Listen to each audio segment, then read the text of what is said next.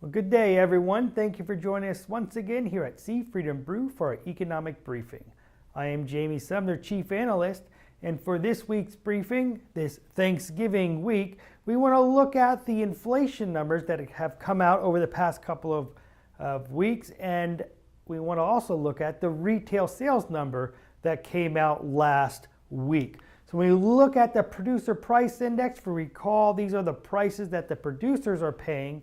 So we would see increases in these prices typically will take about a couple months to filter down into the consumer prices. And you can see we have some volatility when we look at the month-to-month changes in here. But over the last 2 months, you can see we have a steady increase. When we're looking at the year over year, we kind of take out some of that volatility, and we do start to see some slight trends. And basically, we're kind of on average for October, where that came in at 2.9%. It was above that consensus at 2.5, so we see a faster growth rate in terms of those producer prices.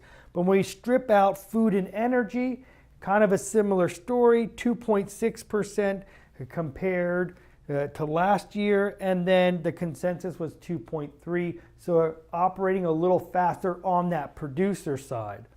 Flipping that over and looking at that consumer price index, we can see in October for all items up 3.3%, and then all items less food and energy up 0.2%, 0.2%. So overall, still modest growth rate at the consensus, both on the all items and the core. When we are looking at that year over year number, we can see the all items at 2.5 meeting that consensus, and then the all items less food and energy, that core number at 2.1%, where the consensus was at 2.2, just slightly under. So again, as we're looking at inflation, no real big pushes in here in terms of those inflation numbers. So this kind of helps to pull back a little bit off of those longer rates, with that inflation number being a little more subdued. And that's why we've seen, one of the reasons we've seen that 10-year treasury, the long treasury, start to come back down closer to that 3% level. And then we look at retail sales. Retail sales continues to be strong. We were up 0.8% from September in October, so we still have some growth there, and that's a positive because we want to see this growth continue into the fourth quarter.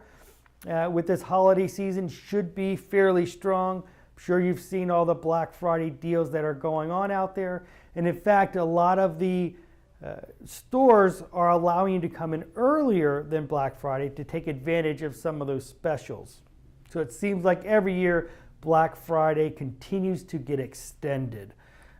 But when we look at the retail sales and we see the all items up 4.6% over the past year, but a lot of that, you can see the gasoline stations up 16.2%.